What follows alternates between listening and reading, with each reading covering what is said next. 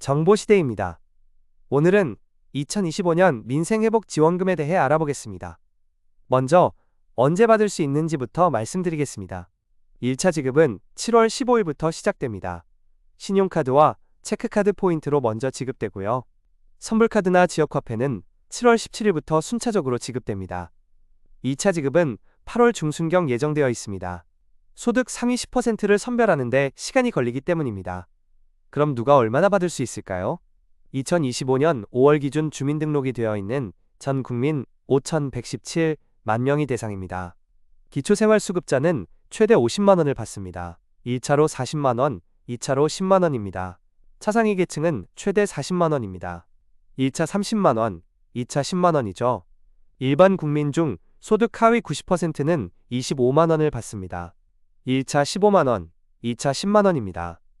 소득 상위 10%는 1차 15만 원만 받고 2차는 제외됩니다.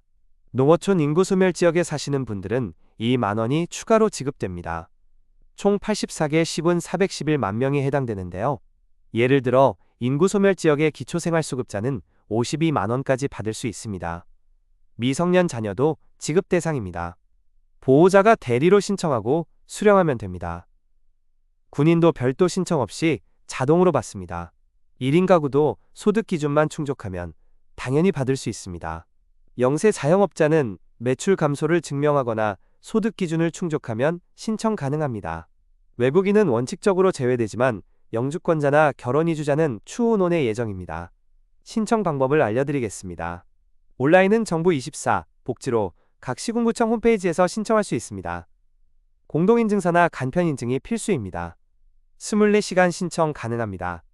오프라인은 주민센터나 읍면동 행정복지센터를 방문하시면 됩니다. 신분증과 주민등록등본이 필요합니다. 소득이나 재산증빙 자료도 준비하세요. 사업자는 사업자 등록증과 매출감소 서류가 추가로 필요합니다. 대리 신청 시에는 위임장과 대리인 신분증, 본인 신분증을 모두 가져가야 합니다. 기초생활수급자와 차상위 계층은 대부분 신청 없이 자동으로 지급됩니다. 초기 혼잡을 피하기 위해 출생연도 끝자리로 요일을 나누는 오부제가 시행될 수 있습니다. 지급 방식은 3가지 중에서 선택할 수 있습니다. 지역사랑 상품권, 선불카드, 신용카드나 체크카드 포인트입니다. 사용처를 꼭 확인하셔야 합니다. 전통시장, 동네마트, 슈퍼, 편의점에서 사용 가능합니다. 음식점, 카페, 병원, 약국, 안경점도 가능합니다. 학원, 서점, 미용실, 주유소도 됩니다. 대중교통과 택시도 이용할 수 있습니다.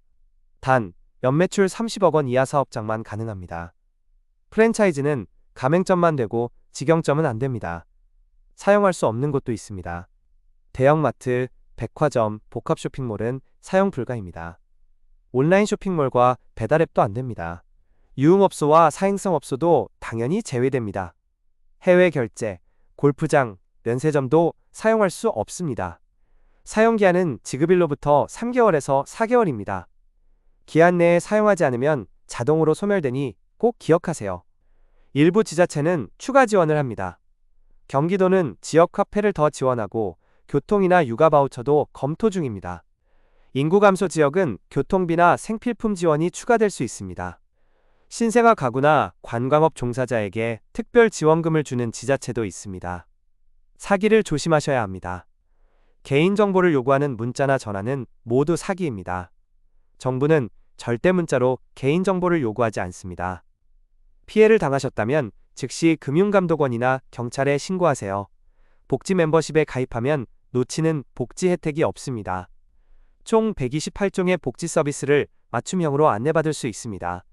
보조금 24도 활용하세요. 가족이 받을 수 있는 보조금을 한 번에 확인할 수 있습니다. 이제 좀 더 깊이 있는 이야기를 해보겠습니다. 이번 민생회복지원금 총 예산은 13조 2,800억 원입니다. 2차 추경 총 30조 5천억 원의 핵심 사업입니다. 재원은 어떻게 마련할까요? 먼저 지출 구조 조정으로 5조 3천억 원을 확보합니다. 집행 가능성이 낮은 사업 예산을 전환하는 방식입니다. 그래도 부족한 부분은 국채 발행이 불가피합니다. 이 정책을 두고 찬반 논란이 뜨겁습니다. 찬성하는 쪽은 내수시장 활성화 효과를 강조합니다. 문재인 정부 때 긴급재난지원금처럼 경제에 활력을 줄 거라고 합니다. 2023년부터 2024년까지 실질 임금이 계속 감소했는데 이를 보전해준다는 의미도 있습니다. 재정이 어려운 지자체에서도 경기 회복 효과가 나타났다는 연구 결과도 있습니다. 반대하는 쪽은 재정 건전성을 우려합니다. 국가 부채가 늘어나면 결국 미래 세대가 갚아야 한다는 겁니다. 한국개발연구원 분석에 따르면 현금 지원의 경제 효과는 26.2%에서 36.1%에 불과합니다. 1조 원을 썼을 때 정부가 직접 소비하면 9,100억 원의 GDP 증가 효과가 있습니다. 정부가 투자하면 8,600억 원의 효과가 있고요. 하지만 현금으로 나눠주면 3,300억 원 효과밖에 없다는 겁니다. 게다가 소득 상위 10%를 가려내는 데만 50억 원이 듭니다. 현재 경제 상황도 심각합니다. 2025년 1분기 경제 성장률이 마이너스 0.2%를 기록했습니다. 민간 소비, 건설 투자, 설비 투자가 모두 감소했습니다. 수출입도 줄어들어 복합 불황의 양상을 보이고 있습니다. 정부는 이런 엄중한 상황에서 경기 진작이 필요하다고 판단했습니다. 민생회복지원금 외에도 다양한 정책이 함께 시행됩니다. 지역화폐를 역대 최대 29조 원 규모로 발행합니다. 추경으로 8조 원을 더 늘려 총 37조 원이 됩니다. 5대 소비 분야 할인 쿠폰도 780만 장 발행합니다. 숙박 쿠폰은 1박당 2만 원에서 3만 원 할인됩니다. 영화는 한 편당 6천 원, 공연과 전시는 1회당 만원 할인입니다. 기초연금 받는 어르신은 스포츠시설 5만 원 할인을 받습니다. 취약계층 지원도 확대됩니다. 돌봄 서비스 대상이 1만 6천 명에서 1만 9천 명으로 늘어납니다. 긴급복지 지원도 연간 33만 건에서 35만 8천 건으로 확대됩니다. 에너지 바우처는 1인 가구 10만 4천 원, 2인 가구 14만 5천 원을 지원합니다. 고용 지원도 강화됩니다.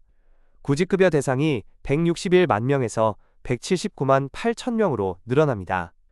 국민취업지원 제도는 월 최대 50만 원을 6개월간 지원합니다. 소상공인 지원책도 있습니다. 장기연체 채권을 매입하고 소각합니다. 채무원금 감면도 검토하고 있습니다. 정책자금 대출 만기를 연장하고 금리도 인하합니다. 부정수급을 막기 위한 대책도 마련했습니다. 이나라 도움 시스템의 검증 기능을 강화합니다. 보조금 통합 관리 시스템, 관계기관 점검, 국민감시단의 3중 감시 체계를 구축합니다. 17개 시도의 국민감시단을 만들어 주민이 직접 감시합니다. 부정수급이 발견되면 원스트라이크 아웃 제도를 적용합니다. 이 정책이 정치적으로 이용되는 것도 경계해야 합니다. 지방선거를 앞두고 표를 의식한 정책이라는 비판도 있습니다. 시민의 실익보다 정치적 계산이 앞서서는 안 됩니다. 결론적으로 민생회복지원금은 양날의 검입니다. 단기적으로는 국민 생활에 도움이 될 것입니다. 하지만 장기적으로는 재정 부담으로 돌아올 수 있습니다. 중요한 것은 이 돈이 진짜 필요한 곳에 쓰이는지 확인하는 것입니다. 지역경제 활성화라는 목적에 맞게 사용해야 합니다. 일회성 지원으로 끝나지 않도록 구조적 개선도 필요합니다. 정부와 국민이 함께 노력해야 지속 가능한 회복이 가능합니다. 지원금을 받으실 때는 꼭 사용기한을 확인하세요. 사용처도 미리 알아두시면 좋습니다. 복지 멤버십과 보조금 24로 다른 혜택도 놓치지 마세요. 무엇보다 사기 조심하시고요. 이상으로 2025년 민생회복지원금에 대한 모든 것을 알려드렸습니다.